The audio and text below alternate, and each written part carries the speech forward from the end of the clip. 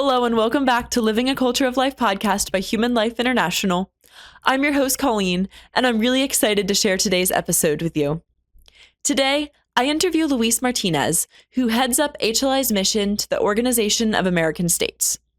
If you're anything like me, you've probably never heard of or don't know that much about the OAS, but basically it's like the United Nations for the Americas. So it includes countries from North America, South America, and the Caribbean. Today, Luis explains to me how anti-family organizations will use the OAS to pressure pro-life countries to change their laws. It's a fascinating episode, and Luis gets into all the dirty details about how phrases like gender-based violence, which may sound neutral or even good, could be used in the future to discriminate against pro-lifers. I really enjoyed the episode. To me, Luis seems like a detective because he basically has to look at how phrases are used in proposed policies, see how they've been used in other documents, and then evaluate whether or not this could be used to hurt life and family in the long run. As always, if you're listening on our audio platforms, please like and subscribe and leave us a 5-star review. And if you'd like to support HLI's mission to the Organization of American States and our mission to train pro-life leaders around the world, please head on over to hli.org/giving and send your best gift today. Without further ado, please welcome Luis Martinez to Living a Culture of Life.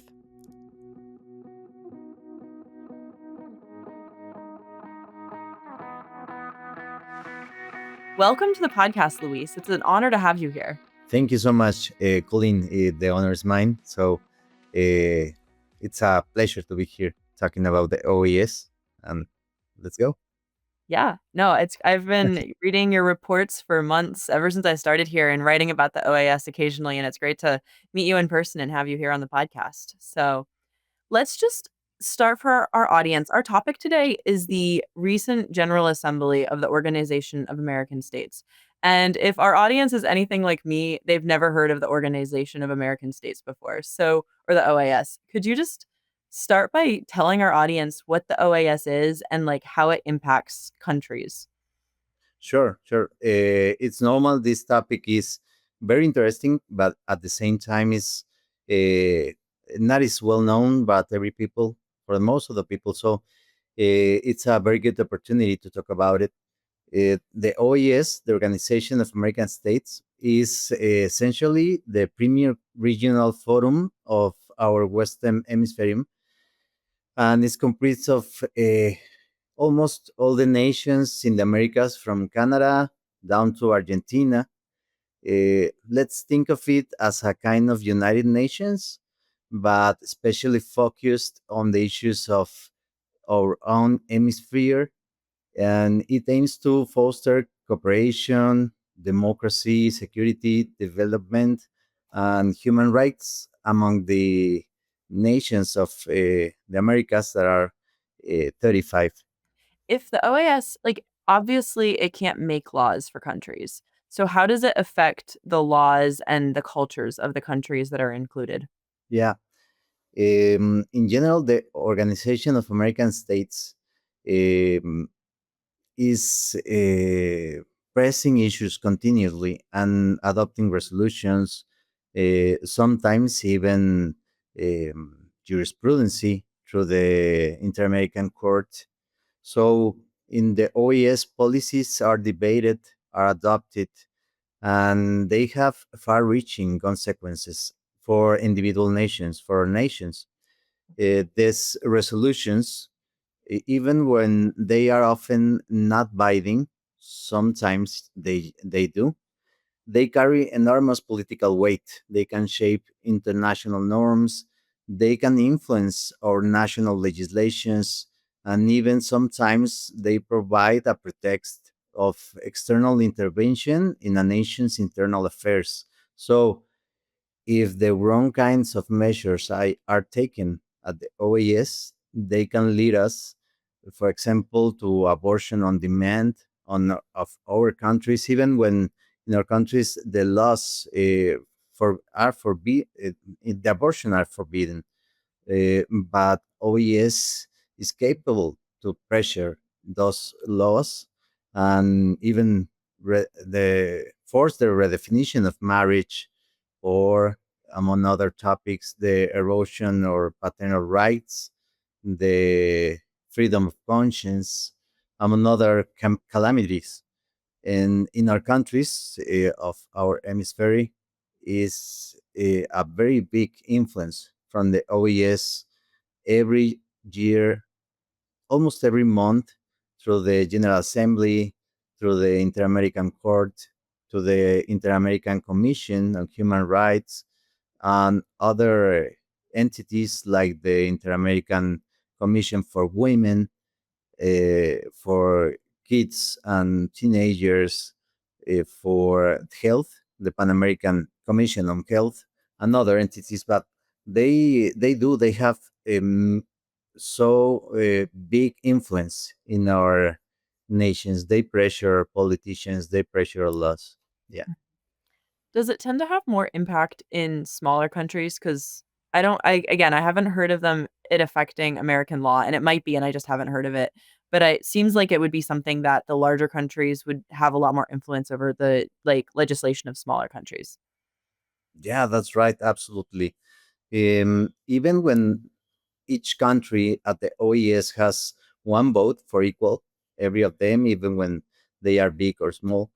Uh, in the practice, in the day by day, there are some countries, some big countries with big economies that have a very big influence, pressuring small nations to adopt, in this case, that matters to us, anti family policies, anti life policies, and this is through cooperation funds. There are big countries, for example, U.S., but at, at the time right now, the current influence of U.S. could be positive. But there are others like Canada, like the European Union, and recently even China, that maybe they are not in our continent, but they are present as permanent observers of the OES and exert a conditioning influence to pressure Mhm, the small countries, for example, the Caribbean ones. mhm, This pressure take, as we were saying, many forms like development aid conditioned on the acceptance of certain social policies, diplomatic pressure, and maybe the worst of them is the funding of local activists groups to promote this gender agendas or abortion agendas. In Latin America, the big countries that also exert the most influence in the Caribbean, for example, are Mexico, sadly, and Brazil, whose influence is unfortunately also negative. mhm, And this is very important because these policies also strike at the heart of the society, the family, and also the national sovereignty. Small nations are being bullied into abandoning their cultural values and traditions in exchange of financial assistance. And this finally is especially important and terrible since, for example, the Caribbean nations, the Caribbean countries, mhm, is there are more than a third of the votes of the OAS, and even when they are conservative nations, their votes, the third of the total, are being wasted. Uh, proof of this is that the worst resolution in this General Assembly, one of a crisis of mental health in the Americas, was proposed by one of them, by one Caribbean country, Antigua and Barbuda, even when Antigua and Barbuda is a conservative nation. Interesting. Yeah, so it has a lot of influence over these countries, and since most people don't know what's happening, it's a little bit happening in the dark. Yeah, Uh, yeah. There are hundreds of millions of dollars, maybe in one case or two, a thousand of millions of dollars moving along from the north of our continent to the Caribbean every year. So it's a big influence. Yeah, they are forced to vote in the sense of the big countries order them. so you're the director of our mission at the OAS. Could you tell our audience a little bit about why HLI has a mission there and what the coalition is as well? Yeah. There is a very interesting question. HLI was the first pro-life civil organization at the OES, participating at the OES in 2012, more than 10 years ago. And we are there because we are sure that we are certain that the OES is increasingly becoming a key battleground for values. Anti life and anti family officials and civil society organizations founded by powerful international interests are continuously pushing their agenda at the OES. So we need to be there to counter those efforts, to protect the unborn, to defend the natural family, the rights of the parents, um, that are day by day receiving attacks from undue external pressures in our nations. So our goal over there at the OES is educate, advocate, mobilize support for policies that reflect truly reflect our values in America, in the Americas: life, family, uh, freedom of conscience, liberty of religion, in resume the dignity of the human person from conception to natural death. We seek to be a positive influence on the resolutions, on the policies, on the elections of OES officials, Mhm. and even in the culture within the Americas, extending the gospel of life through the OES. And then the coalition is a group of many pro life organizations who are at the OAS, right? That we kind of brought together into one group. Yes, yes. Since we started over there in 2012, we were increasingly growing, and right now we have a coalition for about 60 organizations from 24 countries in the Americas. We are in the four subregions of the Americas: North, South, Middle, and Caribbean. And yes, in the, for example, in the General Assembly, the Mhm. only way that the civil society can participate is through the coalitions. There are right now like 23 coalitions that group about 1,000, between 800 and 1,000 organizations in the Americas for all ideologies. And we HLI coordinate one of those 23 coalitions. So yes, is maybe the most representative at the OES because there are the four subregions, there are many countries, Mhm. and we joined together through the year virtually and every general assembly in person to be together in a very tight strategy to achieve a couple of objectives every year. And there are many big leaders over there, many amazing persons in the coalition that year by year are supporting HLI to become a big influence, big positive influence in the OAS. Nice. Can you Yeah. think of any examples from like the past general assemblies or the times that you've been involved at the OAS where like the coalition was successful in advancing something good or in stopping something bad? Yeah. Um, we usually try to make possible many objectives, but the most of them are always of two kind of objectives. One of them are influencing the resolutions, the wording of the resolutions, and the other one is to promote, to push very good candidates for the Inter-American Court and the Inter-American Commission, because there are the two entities most important of the OES. Mhm. So, for example, in uh, 2024, the last, no, 23, 2 years ago in Washington, even, we pushed for the Inter American Commission two candidates, two pro life candidates, one of Guatemala and one of Peru. and the both of them were elected for the Inter-American Commission. Right now, they are commissioners in uh, in action. Right now, they are uh, operating over there. So we are not the only ones pushing that.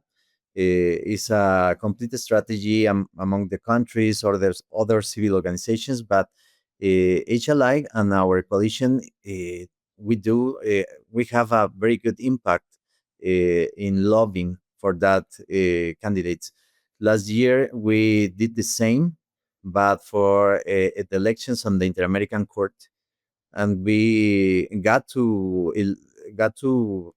uh, elect one pro-life judge for the Inter-American Court right now. And this year we repeat. We got to elect one candidate, in fact, from the U.S., a very good candidate, Rosa Maria Paya Acevedo, that was proposed by the United States of America, and was a very pro-life and pro-family person, and was elected in this General Assembly. And about resolutions, also every year we try to join the delegates of the member states in a strategy to first detect the most threatening paragraphs in the resolutions, and then analyze them and try to change the wording. And every year we have reached very good outcomes on that. This year, for example, last year, for example, there were a couple of mentions to reproductive and sexual rights in two or three resolutions, even one of them about children, about little girls in the rural territories. Mhm. And with the support and the coordination of a couple of member states like Paraguay, like Peru, like Argentina, of course, we got to change the wording, and uh, about those three attacks on sexual and reproductive rights, Mhm. we achieved that none of them were approved. So the three of them were out of the wording. So that's a couple. Those are a couple of examples of our work every year. It's essential to be there. We Yeah. have seen that we really have a very good impact, and we cannot leave that position. Yeah. Yeah. Well, and also you mentioned the court, the Inter-American Court, I believe the name is. Correct me if I'm wrong, but my understanding is that the court basically has ruled. So, for instance, I believe it was El Salvador has a pro-life law, and then somehow a case made it to the OAS's, the Inter-American Court, and they ruled that the law, I think it was El Salvador's pro-life law, like violated human rights, and that puts pressure on that country then to make their laws more pro-abortion.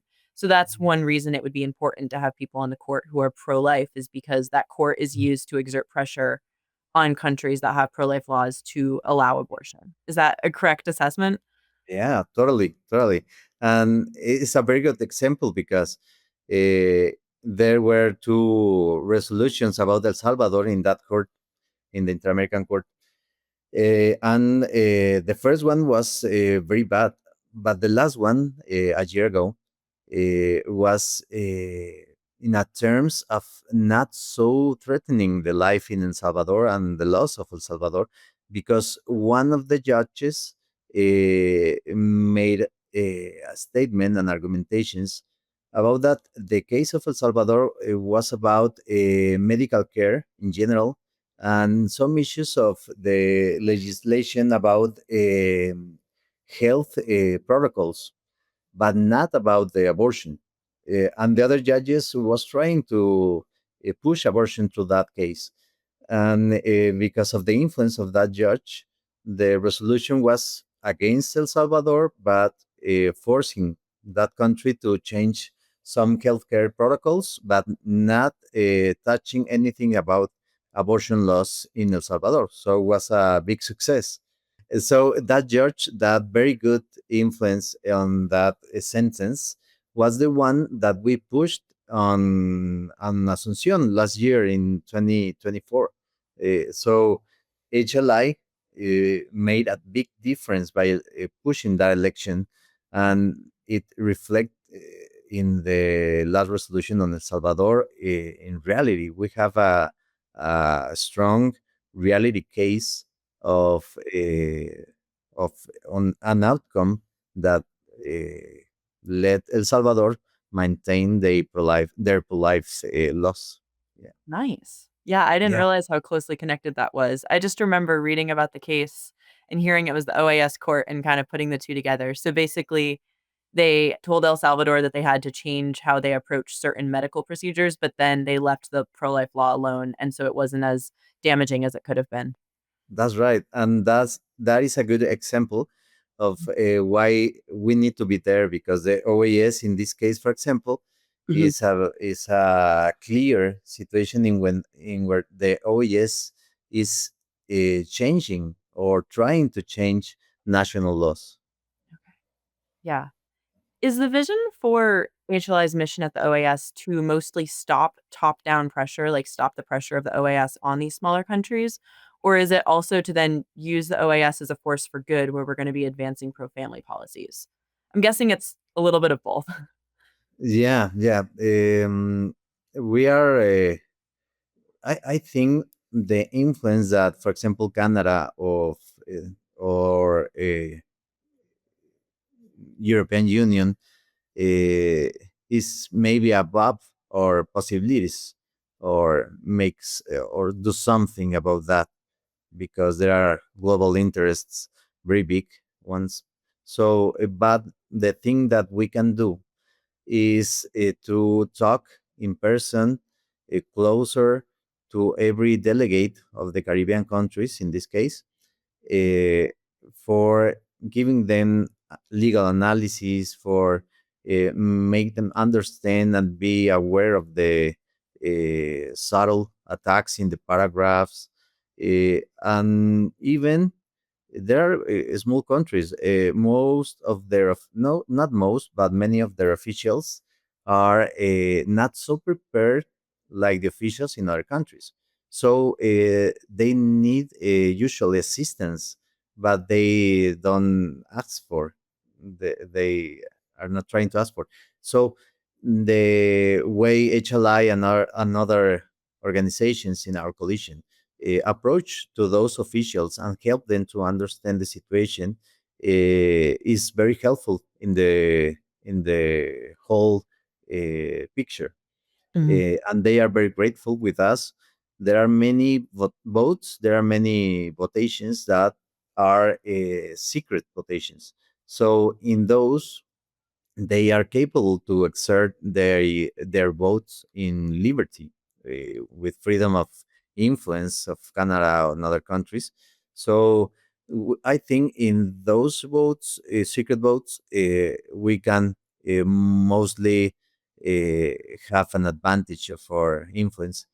In the public vote, we are seeing every General Assembly things that are not uh, understandable. But from the things that we have been talking right now, we can understand a little bit more why, for example, IT that was proposed in a resolution about their critical situation, the critical situation in security, was not supported by two or three big countries in its petition, but at the hour of voting for the Inter-American commissioners, Mhm. IT supported those three big countries because there were uh, a big pressure from the money. So in those votations, I think we have not much to do, but helping them. But there are opportunities that we can take a very good advantage of of the uh, conservative that those Caribbean countries, for example, they are. You've mentioned the Caribbean a couple of times. And so are Caribbean countries getting pressured from countries like Canada to support like pro-abortion, anti-family policies? Is that a correct assessment? Yeah, yeah, totally. And it's documented. They are like 13 countries among the 35 of the OAS, so it's more than a third of the votes. And since like 20 years from now, maybe less, 15 years from now, they have been receiving hundreds of millions of Canadian dollars every year. The country that have received more is, in fact, IT. But all of them, all the 13, have a very big dependence, economic dependence, and a tourism dependence on Canada. So right now, Canada is the captain of the culture of death over there in the OAS. The main with Mexico and Mm, uh, also was Argentina, but right now Argentina was a big for life one. But a couple of years ago, Argentina, Mexico, and Canada were the most anti-life member states. Right now, it's Canada. Even with this new government, Canada is mhm, worse than the situation we saw with Trudeau. mhm, So I didn't uh, come to imagine that it could be worse, but it worst. It is mhm. right now. Uh, so Yeah. if it were like US that has also a very big influence in the Caribbean, it would be good because US is right now exerting a positive influence, but Canada is not. Canada is pushing those 13 member states to Mhm, vote in favor of sexual and reproductive rights, or a new concept of women, where when the resolution names the women, Canada always add the concept all kinds of women to introduce the transgenderism. mhm, So sexual and reproductive rights, transgender, the terms like family, dignity of human being, human person is always causing a big trouble to Canada and mobilize all those 13 countries to let that concept out of the resolutions. Yeah. yeah. Is a big part of what the coalition and, like, you at the OAS tries to do is show them how certain phrases, like, kind of like how sexual and reproductive rights includes implicitly things like abortion and LGBTQ ideology, or how all kinds of women includes transgenderism. Is that, like, a big aspect of, like, the education that goes on there? Yeah, yeah, it is a key process of our coalition mission over there. Mhm, Is from a couple of months ago, uh, before the General Assembly, we start to first to attend the virtual meetings of the Permanent Council of the OAS. On those virtual meetings, they start to discuss the possible resolutions that they will present to the General Assembly. So we attend those meetings, mhm, we make the analysis, and we start spreading legal analysis and opinions and exhortations to the member states through email, to WhatsApp, even. And we alert a couple of months before about those risks. We explain to them in those documents that in end paragraph of the resolution on mental crisis are they are trying to use the sexual of uh, no, like the victims of of gender violence, to push the professionals on mental health to discriminate the defenders of life and family among the in the Americas.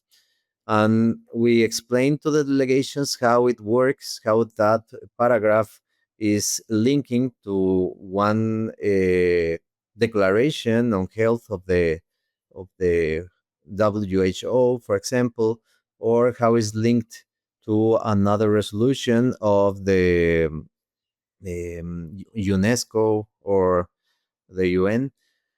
And we prepare also some documents to hand in person in the General Assembly. We every year hand a folder with some documents on a one pager, making a brief of the documents, a briefing document. So they receive our analysis continuously, and some of them ask us for some questions, some extended explanation, maybe.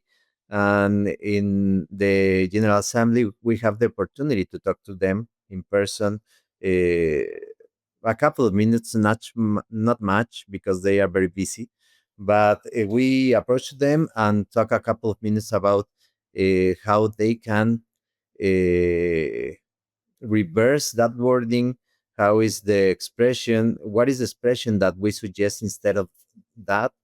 And very interesting how other countries, other member states, are having doubts about Mhm. that, so they know who member states can approach and try to reverse their votations. Yeah. Interesting. Wait, did you say that they use gender-based violence to discriminate against pro-lifers? Yeah, it's not explicitly, but it's recently, it's from this last General Assembly. The worst resolution was the one of a crisis on mental health in the Americas. And in the Permanent Council, they said that this year were no new resolutions at all. No new resolutions this year, but at the last minute, they proposed like 6 or 7 resolutions. It, like two of them had sticking issues, like bad wording, and the other ones were neutral or good by now, but with a little possible potential risk in the future. But the worst of them, the worst of all, it was the one of mental crisis in the Americas, mental crisis uh, in the Americas. And even when it's not explicitly in the wording that the defenders of these values are causing violence, the resolution has a couple of considerative paragraphs that refer the lecturer to another resolutions from the UN and from another entities from the OAS. And it apparently is nothing wrong with that. But if you go there to those resolutions outside this OAS resolution, you can find that are not binding documents, are very low profile documents in the international law. uh, so they don't need the vote of the countries to approve. Those declarations are Mhm. written by activists, some of them lawyers, some of them not, and propose to the international organizations. And in those declarations, there are mentions to helping the victims of gender violence. For example, the ones who want to abort, and there are people that are not allowing them. So that influence of those people is considered like violence, and the officials, the professionals of mental health, should take care of those violent persons. So, in the big picture, with 2 or 3 steps ahead, with more steps that the OAS need to take from here, Mhm. we are in risk or of being considered us, the defenders of life and family, as persons with mental issues, because we are violent, because we are risky for the women, risk persons. Whoa. And yeah, that is new. Huh. That resolution should not happen because they promised not to make new resolutions. And Mhm, the worst thing is that usually the resolutions are discussed in the general committee, mhm, and of the seven resolutions, only two were discussed in the general committee. mhm. That one of mental health were approved directly in the plenary session without any discussion, without no discussion. So we weren't able to debate, we weren't able to push something, we weren't able to stop that. Eh, it was like a Trump, like a um, l- l- like a bad faith action in international law. They didn't allow us to present considerations against that resolution. So it was the worst thing in this General Assembly. Yeah, interesting. I have definitely seen groups like International Planned Parenthood talking about, like, gender-based violence before, and I Of always course, thought there was something fishy about it because it was always with sexual and reproductive rights, but I never like, that didn't even occur to me that you could use that phrase to, like, try to go after pro-lifers. right, right, Interesting. right. And other consequences like the consideration of the syndrome post-abortion, Mhm. like something that is forbidden, like will be not more in the professionals of mental health education. And another one, for example, the treatment, affective treatment or conductual treatment from the professionals on the cases of same sex attraction, Mhm. um, are of course right now pushing in our nations to be forbidden, to be punished even. I Yeah, mean, yeah. Could you tell our audience now just a little bit about what the General Assembly is? And it sounds like you already gave us an example of one thing that was a loss at the General Assembly, but just like what recently happened, because it happened at the end of June. So it's a pretty new event. yeah, yes, it's an annually event, is the supreme decision making body at the OES. The member states got together and set the organization's agenda, discuss pressing issues, adopt resolutions.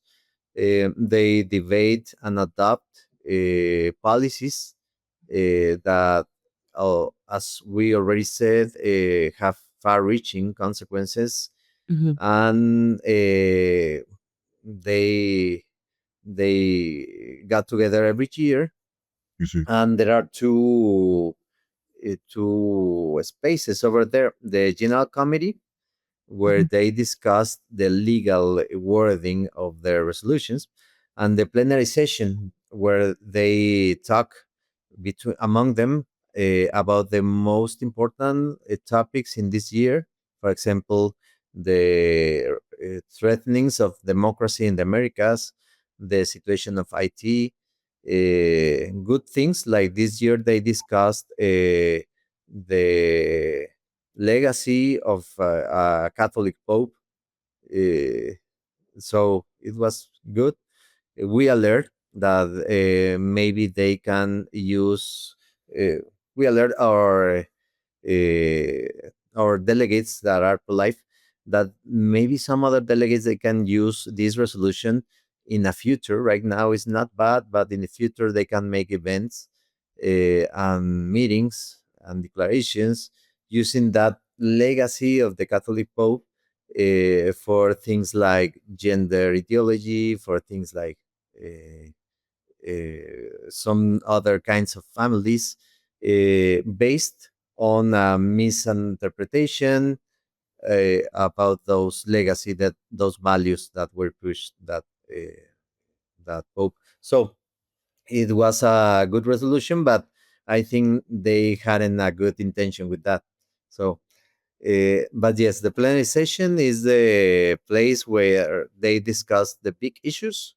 Uh, for example, the United States presented big concerns about democracy, about security, even things like the wars in other continents, and of course the elections. In the plenary session happen the elections to the Inter-American Commission, to the American Court. Yeah, and Inter- it's every year in a different venue each year. Yeah. Can you explain the Catholic vote thing a little bit more? I'm confused about how that connects or how that could be used again to like promote gender ideology. Yeah, of course. The This year they approved a resolution called the legacy of the Pope Francis in the values of the Americas. So the resolution right now is not presenting any wording about any wording that present risk for us. Is Mhm. good, but for example, they have wording, they have paragraphs saying that the OES needs to call for events through the year Mhm. for making a reflection about those values and to push them in our countries. So they will make a couple of events this year on that reflection. But when you consider the values mentioned on that resolution, like inclusion, like non-discrimination, like rights of women, and other things, they could be good if the OAS could be covered of good people, Mhm. but they could be very bad if those values are misunderstood as inclusion of gender ideology, transgender, different kinds of families. And Mhm. they can present in these meetings, in these events, the legacy of a Catholic Pope as if he were promoting that gender ideology. So Mhm. they will use it to convince even Catholic people that Catholic Pope were pushing that. Yeah. Interesting. Yeah, Yeah. okay. I could see how that could connect and like how they could use those like vaguer phrases to try to push something down the road. It seems like you have to connect all these dots. You have to say like how has this phrase been used in these other documents that could be the implicit thing that they're trying to say to push these things on these countries. And yeah. Yes, yes. And as you said, sometimes it's implicit. They are not so clear. The Mhm. good thing this year is that we had not we had any explicit risk. The resolutions uh, were good.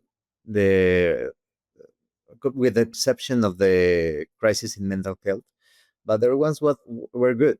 But we cannot live with the impression Mhm. that we have nothing to do and we are all set with those resolutions, because there are risks in the future that are founded in those good resolutions, and we Mhm. need to alert the delegates. Well, this is good, but let's think about the all through the year the events that will be from this.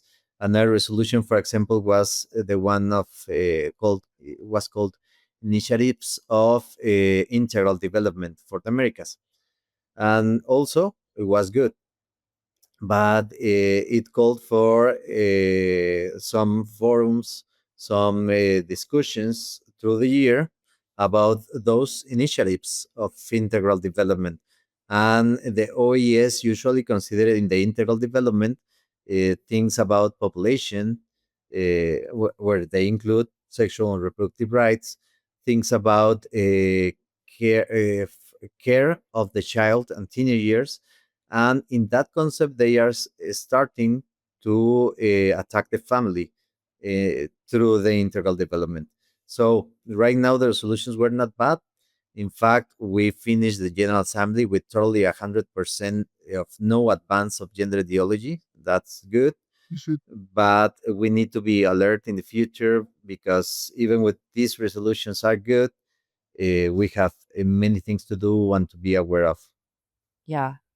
That's awesome though that you had 100% no advancement of gender ideology. So, Yeah, are there any other things from the General Assembly that stand out that you think the audience would be interested in, either like wins, losses, anything that like they should be aware of that was discussed?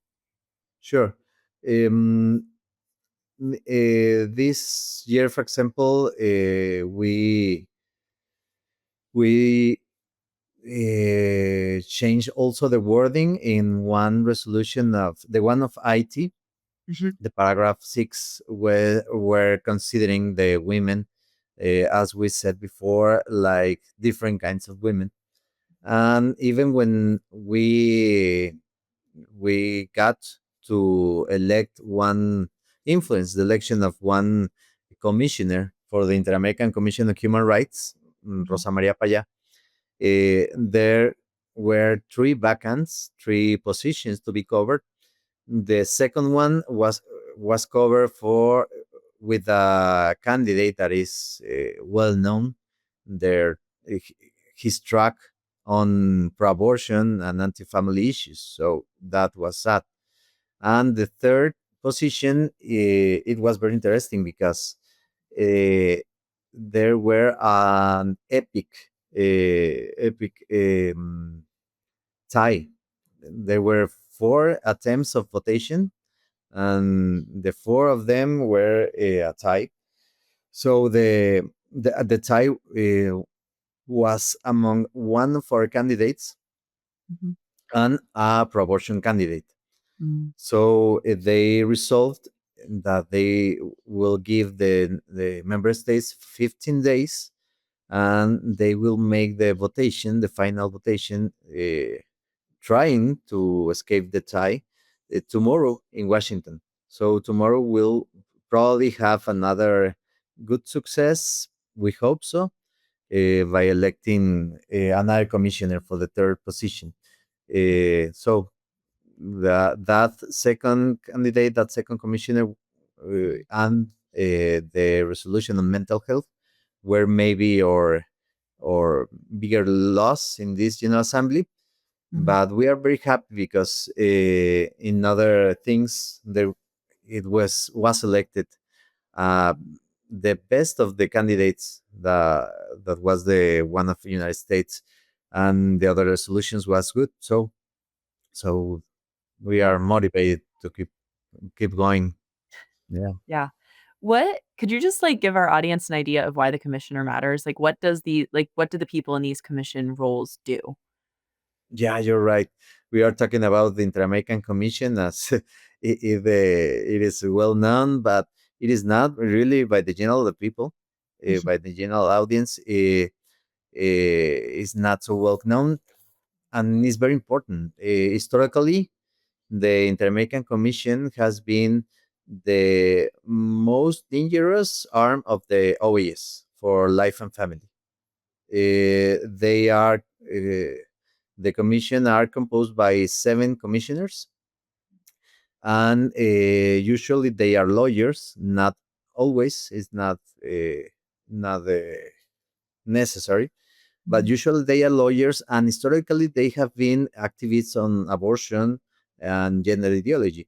So they attract cases of some country, of any countries, uh, about many things on human rights. It could be neutral things like education, like migration, like security, like policemen behaviors, something like that. But sometimes those cases are about the prohibition of any country to the abortion, or things like that one transgender person were not allowed to adopt a little boy or girl. So in that commission, they analyze the situation, and they make a not binding resolution, like a declaration. And in the most important cases, they upload those cases to the Inter-American Court, and the commission became like a lawyer in favor of the human right between quotes. Uh, so the case is being analyzed in the Inter-American Court, Mhm. and the resolution of the court is binding. So the first step is the Inter-American Commission, and historically, always the Inter-American Commission had have a very big influence in the American court on pushing cases, model cases that are pretext to change the life and family laws in our countries. Um, since a couple years ago, it started to change. Thanks God, in 2023, we had our first pro-life commissioner. So among the seven, we have one. It's a little part, but it's a good influence and is the start. It's the first step. This year with Rosa Maria Paya, we have two of seven. So we are working. We are starting to make a change, a big change over there in the most anti-life, anti-family institution in the Americas. So we have already almost the 25%.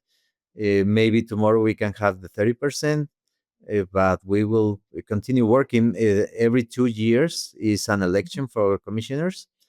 So we hope in 2027 we can add another one, and we can have maybe four of seven, most of the half, and finally write a new page in the history of the OAS as a pro-life history. Yeah.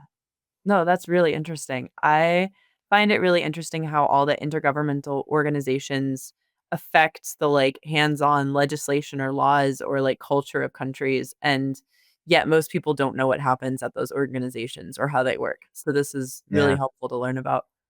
Have yeah, you yeah. found Oh, go Sorry. The most interesting thing that I have found in the intergovernmental organizations that have helped me to understand them better is that when they have institutions that require the vote or the consideration, the formal consideration of the member states, they cannot advance the abortion or the gender ideology.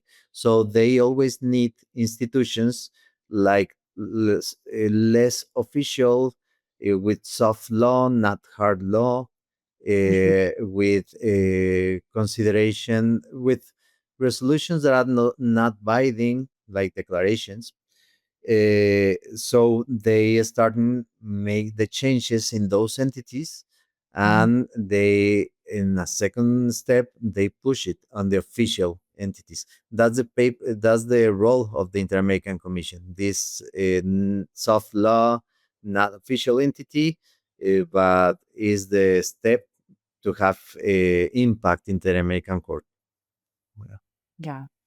Have you noticed was there a change at the OAS's General Assembly this year because of the recent change in the US's administration? Like, did the Trump administration coming in exert any positive or negative change on the OAS, or was it basically the same as it was before? Very good question. Very interesting question. Yes, it was a very good. It has a positive impact. It has. Okay. The recent change in the administration. Uh, let's see. It's positive, but I think it's not enough right now. The U.S. is a very important member state in the OAS, maybe the most important because of Mhm. its influence, and it has influence in discussions, negotiations, and a variety of agenda items. It's everywhere in the OAS agenda. And in the previous administration, the one of Biden, for example, U.S. push for gender ideology and sexual and reproductive rights uh, very notoriously. Right now, with this new administration, that momentum has faded, has shifted towards support for our cause. Yes, mainly, for example, in this General Assembly with the proposal of Rosa Maria Paya, the best candidate of all. Um, Even, by the way, incidentally, a US delegate thanked HLI that our efforts really helped in her election. And this indicates to us that US delegation is aware of HLI's work and value our participation. That's good. In the past administration, uh, it was in reverse, very clear. I found someday in the General Assembly of Asuncion in Paraguay, the US delegate reading my folder or our HLI folder with the documents, laughing at that and commenting beside with an feminist activist, and they were laughing seeing our folder. So it's totally different. However, we know that the US did not take the strongest stance against resolutions like the mental health resolution, Mhm. nor was it the strong pro-life delegation it was during the first administration of Trump. In the past, it was notorious that it was a very strong pro-life delegation. Right now, it is, but it's possible that the U.S. is right now balancing different priorities, like promoting its economic and security interests, migration, maintaining good relations with other member states, and defending values mostly about democracy. Mm. Uh, so U.S. posture or role is complex, with change in priorities, but it has a lot of influence, and mm, and even with that is making a big difference in the OAS in favor of us. It's We can resume in two things. The first one is that, of course, we have not the anti-life influence that had the previous administration. That was Mm. very strong. The second thing is that even what is not so pro-life, notoriously, it is Mhm. pro-life. The candidate was the best. There were a couple of mentions of that United States will not support OES if OES is uh, continuously having this ideologic posture. And the third one is very related with the previous, because maybe the most notorious mark in this General Assembly from US was that US threatened the Organization of American States to withdraw the funding, and that was big. That was a big statement, and is indirectly in favor of us, because OES will have to take seriously this threatening, and at least neutralize their ideologization right now. So in short, US played a notable, complex but pro-life role in the General Assembly. Yes. Cool. So they said they threatened to pull funding if the OAS continues being super ideological. Yeah, yeah, they said that. So maybe I said it's not strong, but it is strong. This was strong. Well, it seems like even a neutral position from the US would be better than having the anti-life influence that it did under Biden. So even if it's Totally. not as pro-life as it used to be, it's still better than what it was. Yeah, yeah, yeah, totally. And even when they are trying to accommodate their complex situation with other democracy or security issues, we Mhm. know that we can count of United States for our strategy. They approached to us; they were very kind. We count on United States, so it is very good. Nice. Well, Yeah. Luis, this has been a great conversation. Do you have any like last thoughts on this topic you'd like to share with our audience before we wrap up? Only that. Thank you for this time, and a little suggestion of homework. Don't hate me. That it is very good to search in the internet, search in the news about the OES, because it is happening many things that we can imagine over there, and things that are very interesting. And can affect our families, or countries, or schools, all. And in second place, finally, that please have us in your prayers, in your daily masses, because our mission in the final stance is to promote the gospel of life, to try to give testimony of the kingdom of Christ, kingdom of our Lord. So the main battle is not a politic one, is not diplomatic one. The main battle is spiritual. So we depend not in our capabilities, but in your prayers. So don't leave us alone, don't leave us behind, and we count on you. Well, thank you, Luis. That's a great way to end this. Thank you for what you do for at the OAS and all for HLI. So, No, thank you, Colleen. It's a pleasure. and to all of our audience, please like and subscribe. And if you'd like to support HLI's mission at the OAS and the UN, please, I'll drop a link in the description where you can donate.